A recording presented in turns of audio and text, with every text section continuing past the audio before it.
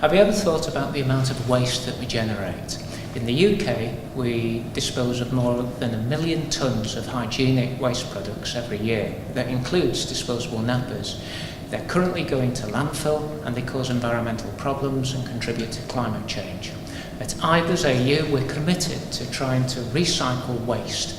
Joe Fremantle is a scientist who's developing a new process to make pure cellulose from nappy fibre. Joe, can you tell us how it works, please? Well, nappies are made of 3 major components.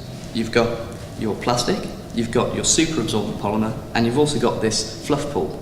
And it's this fluff pulp we're very interested in, because we can extract from this a very high purity cellulosic fibre, which can then be sold into a number of product markets, such as it can then go on to make liquid transport fuels, such as ethanol.